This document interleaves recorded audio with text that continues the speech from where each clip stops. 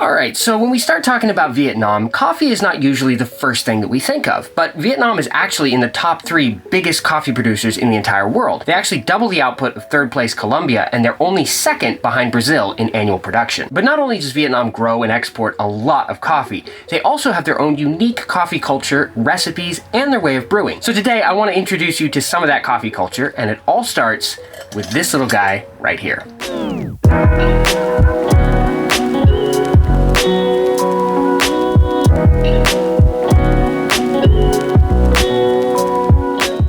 The main star of today's show is the Phin coffee maker. This one comes from a New York-based Vietnamese-American coffee company, Nguyen Coffee Supply.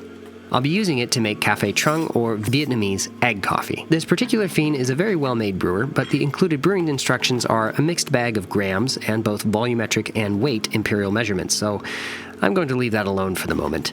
The Phin consists of 4 parts: the filter plate, the brew chamber, the gravity press, and the cap, which doubles as a coaster for the Phin after you're done brewing. Now, the supporting actor in this video is true Vietnamese Robusta coffee, also from Nguyen Coffee Supply. Although Robusta coffee is very common in cheap pre-ground blends here in the US, that fact is not typically printed on labels and is generally unknown to consumers. This particular coffee is pea berry Robusta, pea berries being a very small percentage of coffee beans in which a coffee cherry only produces a single seed or bean. Pea berries look very different from normal beans in that they are almost completely round instead of having a normal flat side to them. Pea berries are prized by farmers of all types of coffee for their flavor and appearance. Now, Robusta is commonly claimed to have a considerably higher caffeine content than that of Arabica. Quoting from Nguyen Coffee Supply's description of this particular coffee, quote, "This is our strongest coffee. Robusta beans have nearly 2 times more caffeine content, 60% less sugar, and 60% less fats, 2 times more antioxidants than Arabica." End quote. I'm not sure if all of that is actually true, but I can at least say that this stuff smells unlike any other coffee I've ever tried, in a very good way. Now, for the sake of consistency, I'm going to use a scale and metric measurements for my coffee and water. This Phin is a 4-ounce size, meaning that that's how much water you add to the brewer. Again, for simplicity's sake, I'm just going to convert everything to grams. So I'm weighing out 14 grams of coffee. To eliminate static making a mess of the coffee grounds, I'm adding a tiny bit of water to the beans with the handle of a spoon before grinding them, somewhere in the vicinity of a pour-over, maybe a little bit finer. Next, the Phin brews right on top of your coffee cup, so get that on a scale with the filter plate on top. Add the grounds to the brew chamber and shake them to level them out, and place the brew chamber on the filter plate. Place the gravity press on top of the coffee grounds, and we are ready to brew. Add about 30 to 45 grams of near boiling water to the coffee grounds and let it bloom for 30 seconds. After the coffee is bloomed, add more water until you reach a total of 114 grams of water added.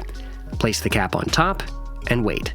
Now, Nguyen Coffee Supply gives some very helpful advice for nailing your brew time. You should see the first drips of coffee coming through no later than 2 minutes after your initial pour, and the final drips no longer than 5 minutes after the initial pour. If it takes too long, grind coarser.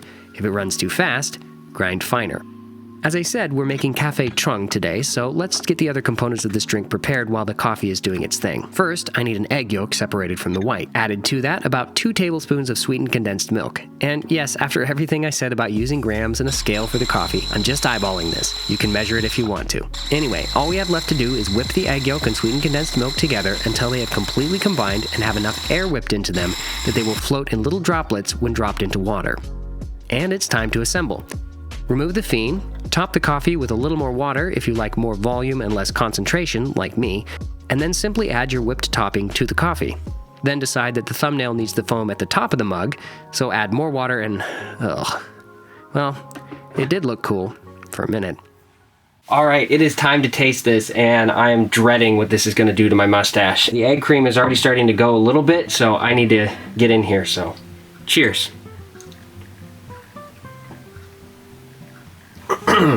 Okay, wow. So the egg cream is rich and sweet. It's got this, like, it's not heavy because it's been whipped, but it's got a richness to it that is just delightful. Almost got this, like, Irish coffee kind of vibe on that first sip. But the coffee itself is really nutty, and I think that's the biggest thing I'm noticing in this particular recipe is that it almost gives it, it's not a hazelnut flavor, but maybe like a blend of hazelnut and walnut. It's a really interesting flavor. It's not bitter. It definitely has a coffee flavor, but it's just a lot more nutty than I'm used to with any kind of Arabica beans. I know that predominant sort of nuttiness is kind of a characteristic of brewing with a Phin, because everything that I put through this, I put through some Guatemalan, some Rwandan, some Starbucks espresso roast, and now the True Grit Robusta, and all of them are nutty. But this is like a whole nother level. Like all those other ones were probably like this level, and this stuff is like that. No, like that level, which is great when it's sweet like this. I don't know that Robusta coffee is gonna be my go-to after this. I'm definitely gonna try it kind of as a Phin Americano